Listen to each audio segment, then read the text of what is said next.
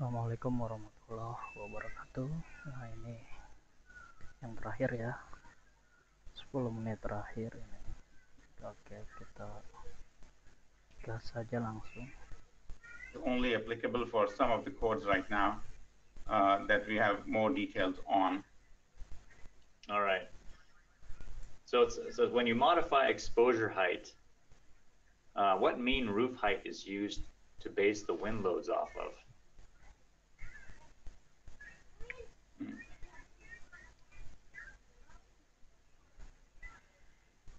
I guess that's if you the top of the exposure height should really always be the roof. If you use something lower, that actually means that you are going to apply some additional loads yourself to the roof.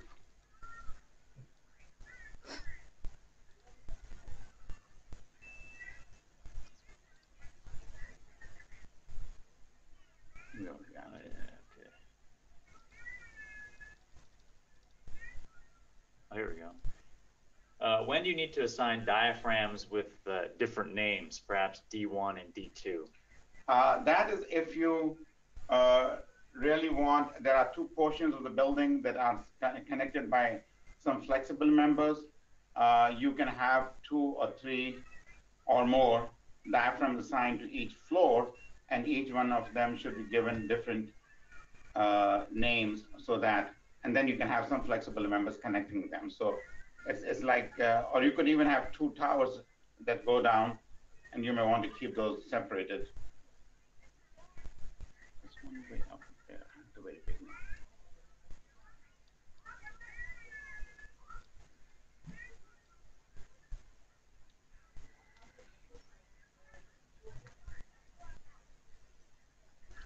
What is the spider web? What does spider web center correspond? The center of that spider web is the centroid of that particular floor. And one of the things to be noted is that even though in the rigid diaphragm, the load is applied at the center of mass, we translate the actual load application point to the center of mass. So the load is applied with the particular force as well as a moment, a torsional moment to the center of the mass, so that the actual application point is not changed.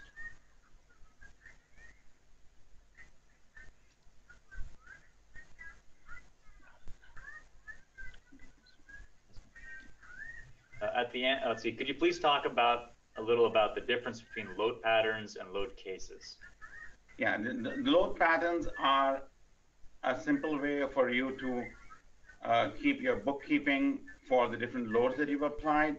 The load cases are actually what is actually analyzed, and you can have load cases as a combination of multiple load patterns, so that you can have them summed up with different scale factors.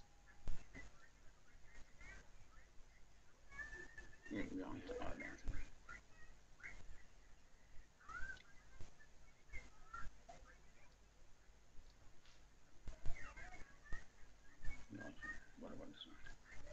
No. Can you repeat that? You just talk about it. Okay, so they're asking about repeating. How do you assign cladding? So under two different. right. So under the draw menu, auto draw cladding. These are the different methods I used. First was using the area objects, floors, excuse me, and then when there was an issue with that 1 second story, I went back and assigned cladding using the beam elements that were selected.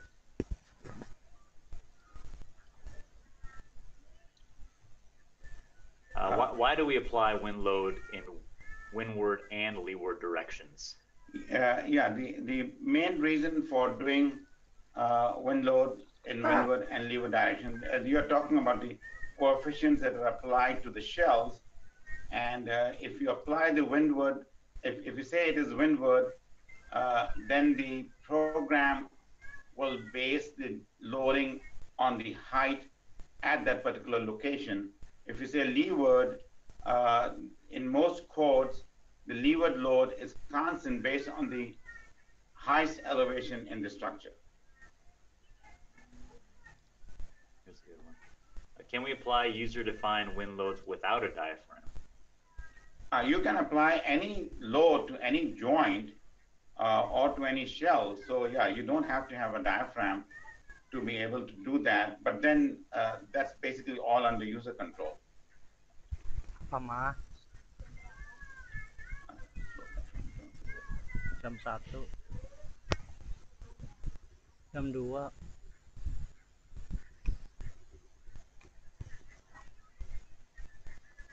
Yeah, you should apply only one. Yeah, that's right. It says you've applied a leeward and windward to the same load pattern. Isn't it cladding is acting as windward, is the opposite of leeward? That's correct. I just kind of was, for the purpose of the presentation, I should have applied them in different load patterns. That is correct.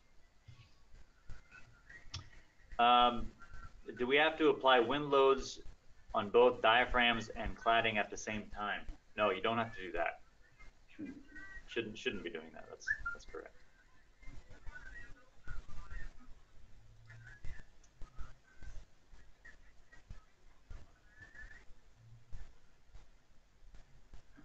Yeah, you will have to apply it separately also. I mean, you can do it through the diaphragm. You can apply it. Right. So the question is how to apply roof wind load if the roof is sloped.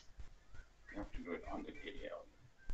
So you'd have to apply wind pressure coefficients on the area object itself.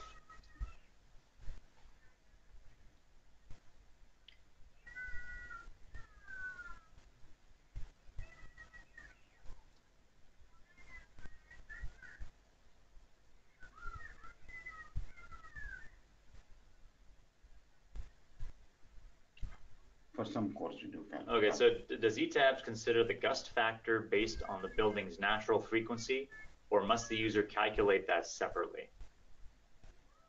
Yeah, we do have the capability of the program calculating the gust factor, but that is limited to some of the codes, and those are defined in the user's manual for which code we actually calculate ourselves. And the program calculates it.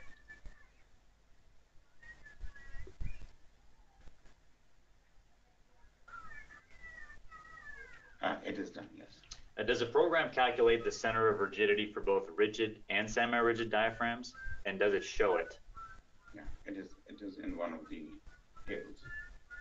Yes, and one of the display output tables can show you that.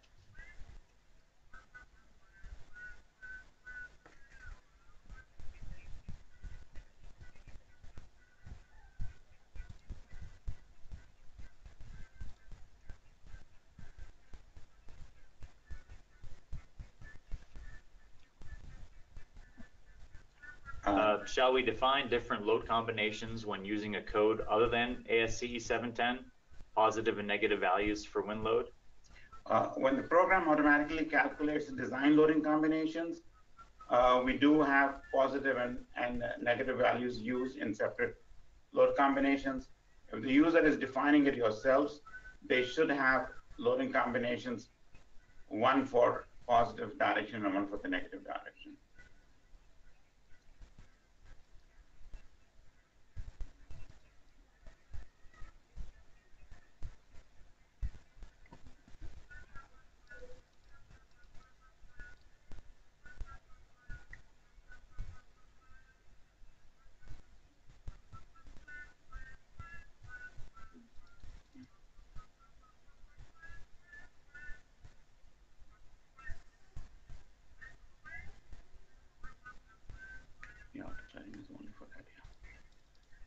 Is there any point to using the auto draw cladding function if you're applying user wind loads? Auto cladding is only to apply wind loading via the cladding elements, correct? Yeah, that's fine. That is correct.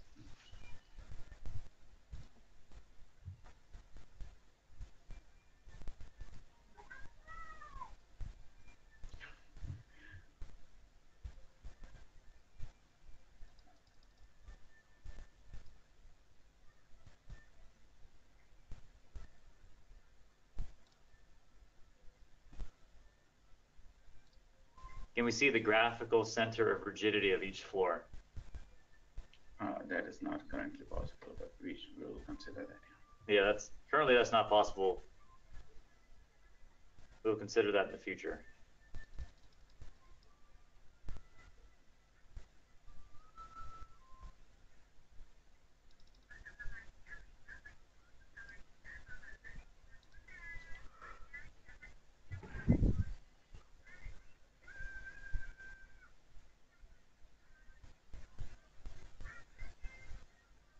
Oh yeah. Do we define one diaphragm to all levels, knowing that the slab thickness, hence the stiffness, will be different from one level to another? Yeah, you can assign the same diaphragm name to it. The program will actually have different diaphragms inside for calculation of the stiffnesses. Okay, a few more here.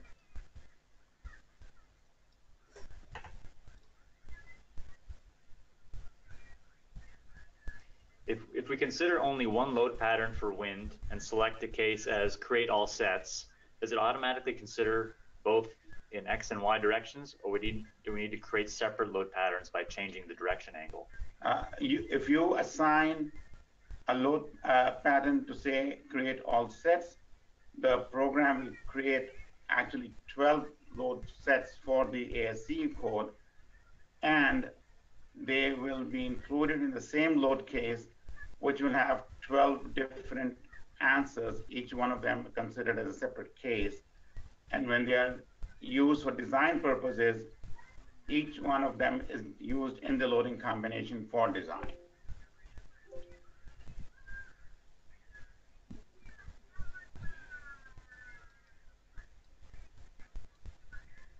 I can just show that under the define load cases, you'll notice that You will only have one. Yeah. But if you show the results, sorry. The results. Yeah. But also in the load patterns, you can see if I'd selected all, create all sets, then it would all be automatically generated. Yeah, right.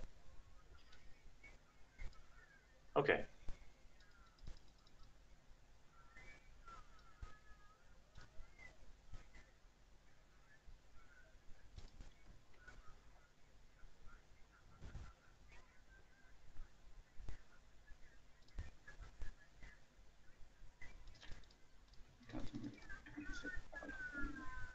Yeah. We cannot take all of them, so we'll answer them all. Yeah, that sounds good. Okay. Due to the large volume of questions, we will answer all of the questions that were not discussed here today and do a response to the group. Wanted to thank you all for attending today, and please check our website for further webinars that are being introduced. The next one is on Thursday, discussing the auto lateral load application of seismic loads. And again, thank you very much for attending. This webinar is being recorded and will be posted on our website here shortly. Thank you very much.